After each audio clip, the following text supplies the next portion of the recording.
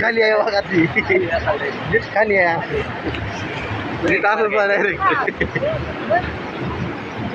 तर अशा तऱ्हेने आपण सांगू शकतो की कमीत कमी 30 वर्षानंतर असं उद्भवलंय बरं का. आम्ही जन्मता कधी एवढं नव्हतं आणि आम्ही आज पहिल्यांदा बघतोय की पाणी नदीच्या वरून वाहत होतं. एवढा पाऊस झालेला आहे आणि शेतकऱ्यांचं एवढं नुकसान झालेलं आहे इथं की खूपच.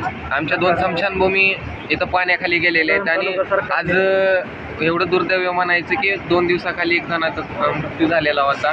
आज एक गावाकडे परंपरा असते की सावडायची एक परंपरा असते. आज स्मशानभूमीच दिसत नाही. तर आपण बघायचं की बाबा आज किती हाल आहेत बेहाल आहेत आणि शेतकऱ्यांचं तर याच्यापेक्षा खूप मोठं नुकसान झालेलं आहे. सोयाबीन सगळ्या पाण्याखाली गेलेले आहेत बघू शकता आपण.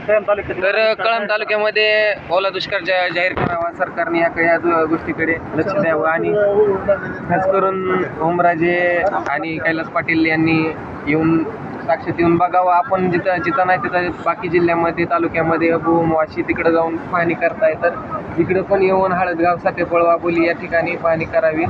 हे लवकरात लवकर आपण लक्ष द्यावं इथं येऊन आणि ओला दुष्काळ जाहीर करावा.